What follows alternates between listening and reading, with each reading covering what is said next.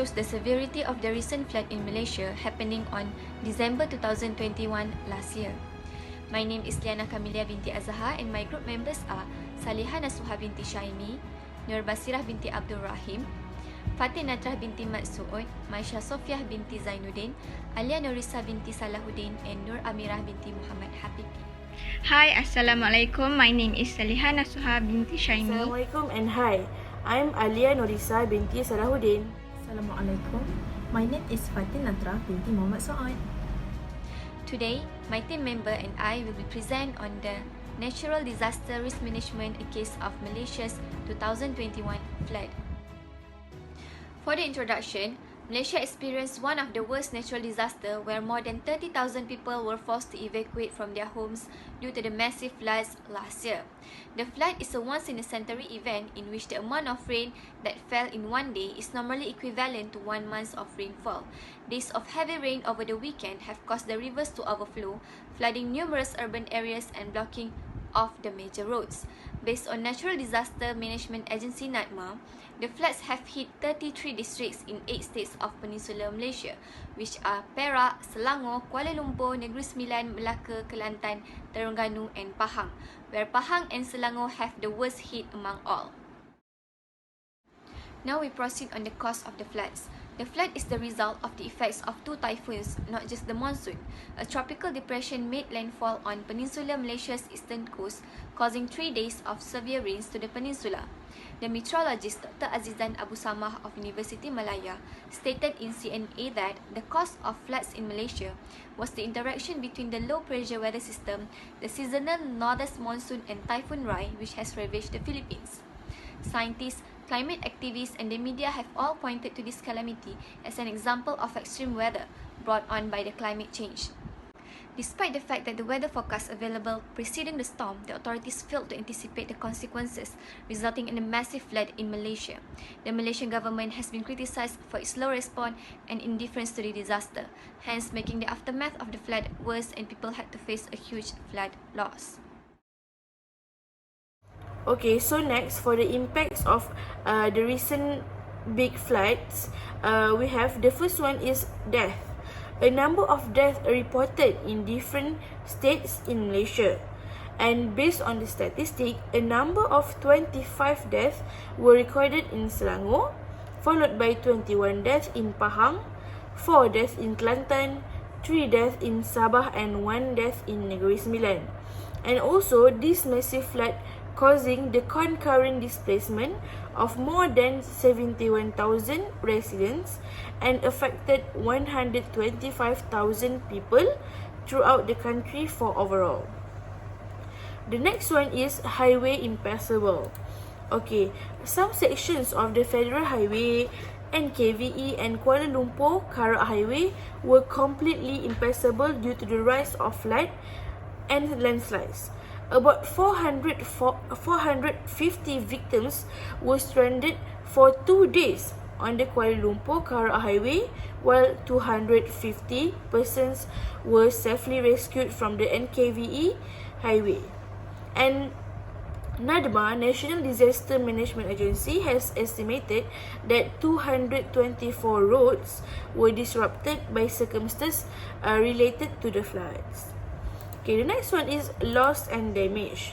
According to climate change activists, the recent flood could cause at least RM 20 billion in damage. And also, this flood give a damage to residential properties and companies, as well as damage to business and industries, such as the destruction of shops, warehouses, and factories. And the last one is, this recent flood also causing emotional distress among the victims, as they had to deal with the damage of their houses, properties, belongings, and as well as loss of their loved ones due to the flood. And based on the mental health expert, the Malaysian Mental Health Association have been receiving numerous cases as well as getting 500 calls a month where the numbers keep increasing due to the floods. And he believed that constant rain would make people feel anxious and fearful. In the case of heavy rains as the natural disaster, the monsoon changes and wind gusts are the ones to blame. To prevent from suffering a more severe damage, there are actions that can be taken by the victims before and after the flood. First, we can look at the pre-flood situation. If the victims are at home, they are advised to stay updated with flood alerts in their area, check for water holes such as drains or sewers, make sure there is no blockage so that overflow won't happen. Next, the victims are advised to get to know the nearest evacuation center and disaster relief center in their area. And then, adequate amount of food supplies and first aid kits are very important for the victims to carry with them in case of emergency. Also, when in emergency, every family member should know how to respond in that kind of situation. So, parents or responsible adults can teach their children about what to do and not to do during the flood. Okay, next, if a person needs to travel to any flood potential area, the person must prepare suitable equipment and an adequate supply of medicine in case the flood occurs. The person must keep clinics' telephone numbers or people who can be contacted in an emergency situation.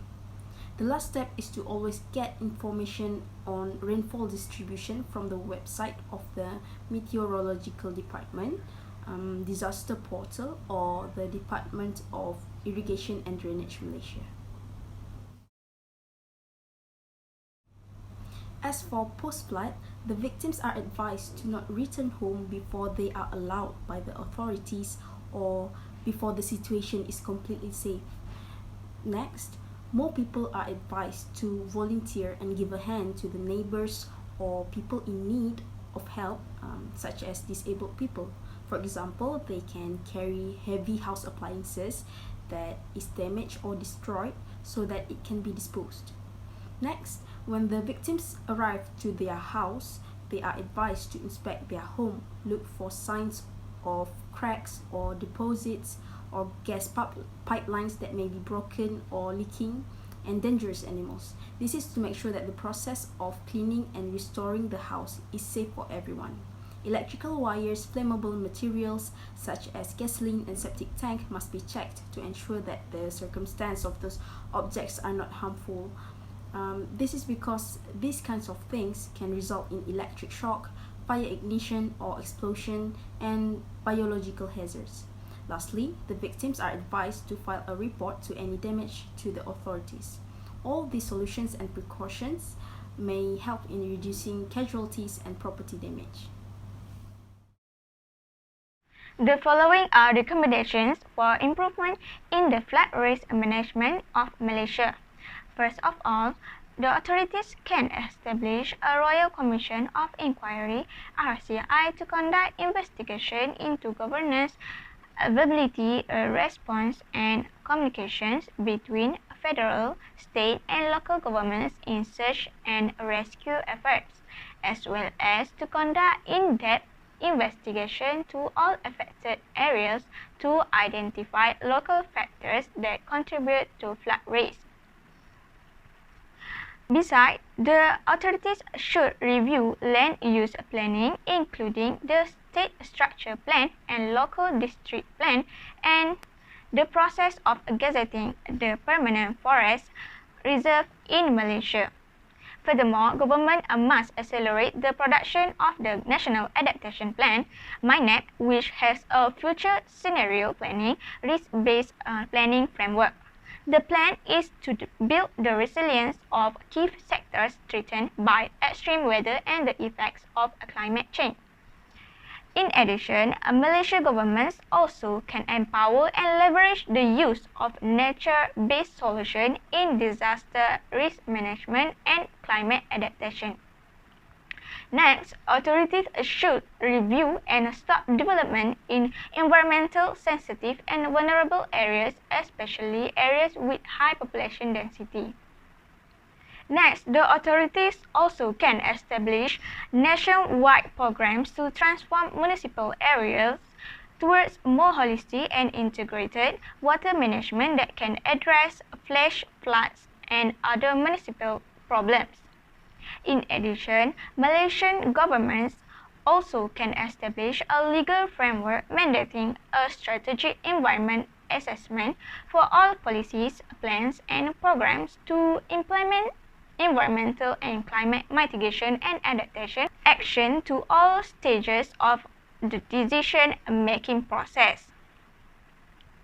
Furthermore, government must implement community-based disaster risk management (CBDRM) programs throughout the country to increase the level of preparedness of the people to face disaster in future. Malaysian authorities also should establish mechanisms of accelerate build back better development in disaster-affected areas in terms of infrastructure repairs, revenue recovery, insurance, and compensation. Last but not least, Malaysian governments could establish a climate change commission to regulate matters relating to climate change, including adaptation and disaster risk management.